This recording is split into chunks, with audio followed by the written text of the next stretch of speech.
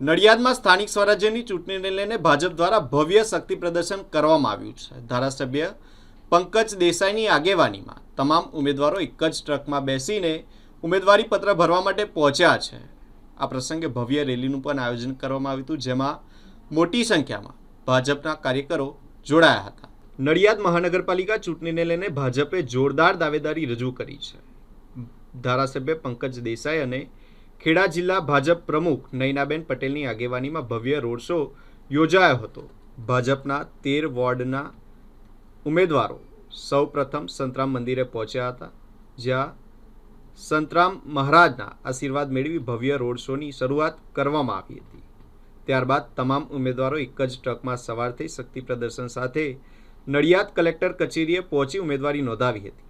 આ પ્રસંગે ધારાસભ્ય પંકજ દેસાઈએ તમામ પર 52 ઉમેદવારોની જીતનો વિશ્વાસ વ્યક્ત કર્યો હતો અને સંગઠન દ્વારા સક્રિય ઉમેદવારો પસંદ કરાયા હોવાનું પણ જણાવાયું હતું।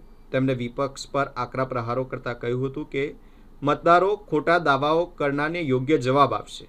ખેડા જિલ્લા ભાજપ પ્રમુખ નયનાબેન પટેલે પણ તમામ ઉમેદવારોને શુભેચ્છાઓ પાઠવી અને જીતનો વિશ્વાસ પણ વ્યક્ત કર્યો હતો।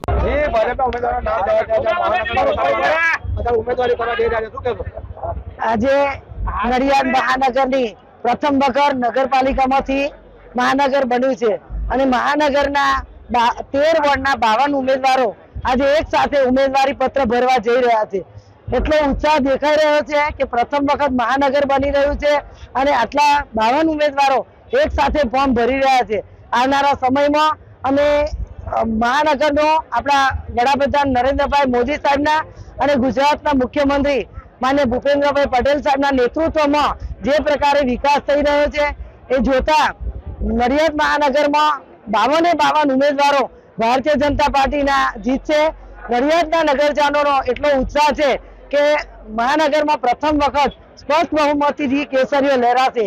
એ જ પ્રકારે આજે તમામ નડિયાદના નગરજનો સાથે અમારા 52 ઉમેદવારો નડિયાદના સિનિયર ધારાસભ્ય માન્ય પંકજભાઈ દેસાઈ અને સૌ અમારા સંગઠનના હોદ્દેદારો સાથે આજે નડિયાદ મહાનગરના 52 ઉમેદવારો ઉમેદવારી પત્ર ભરવા જઈ રહ્યા છે। મને વિશ્વાસ છે કે નડિયાદમાં મહાનગરમાં ભગવો લહેરાશે।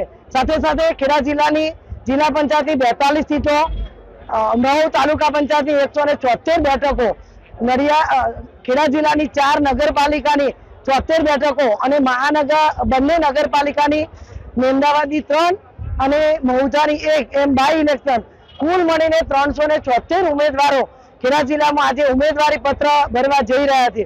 ખૂબ ઉત્સાહ સાથે ખેડા જિલ્લામાં અમારા ભારતીય જનતા પાર્ટીના ઉમેદવારો મોટી સંખ્યામાં શુભેચ્છકો સાથે સમર્થકો સાથે જ્યારે ઉમેદવારી પત્રક ભરવા જઈ રહ્યા હોય ત્યારે મને વિશ્વાસ છે કે ખેડા જિલ્લામાં તમામ સંસ્થાઓમાં ભારતીય જનતા પાર્ટીનો ભગવો લહેરાશે અને તમામ ઉમેદવારોને ખૂબ ખૂબ શુભકામનાઓ પાઠવું છું।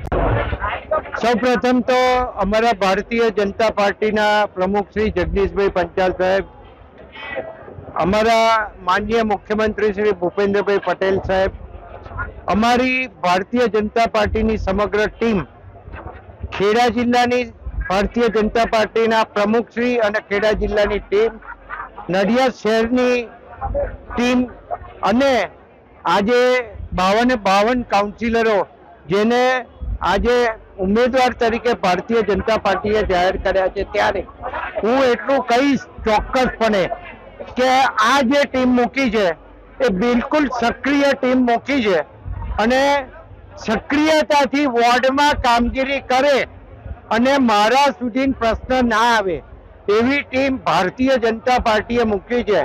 એટલે સૌપ્રથમ તો હું તમામ અમારા વડીલોને અભિનંદન આપું છું કે અમને આવી ટીમ એમને ઉમેદવાર તરીકે આપી છે અને અમારો ગોલ એવો રહેશે કે આ 52 ઉમેદવાર જીતે એવો અમારા સંપૂર્ણ પ્રયત્નો છે અને અમે જીતાડીશું।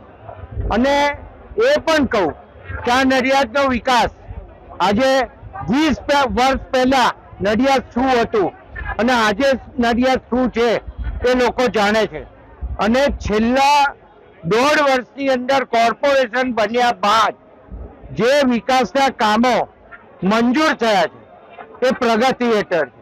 તો આવનારા દિવસોની અંદર અત્યારે નવું બજેટ પણ ગયું અને નવા બજેટ પછી આ જે નડિયાદ બનવા જઈ રહ્યું છે એ નડિયાદ એ એક બહુ જ સુંદર રહેવાનું મોટું શહેર બનશે અને સાથે અહીંયા બુલેટ ટ્રેનનું સ્ટેશન પણ છે. આ નડિયાદનું રેલવે સ્ટેશન પણ નવું થવાનું, નડિયાદનું બસ સ્ટેશન પણ નવું થઈ રહ્યું. તો આ બધું જ કુલ મળીને ભેગું કરીએ તો એટલા મોટા પ્રોજેક્ટો છે જેના લીધે પ્રજાને ખબર છે કે પ્રજા કોણ કામ કરે છે અને કોણ કામ નથી કરતું, કોણ વાર્તાઓ કરે છે અને ખાલી સોશિયલ મીડિયા ઉપર એક્ટિવ રહી અને પોતે કરાવતા હોય એવા જે પ્રયત્નો કરે છે એ તમામ લોકોને આ નડિયાદની પ્રજા જડબાતોડ જવાબ આપવાની છે એવું ક્લિયર કટ દેખાઈ રહ્યું છે.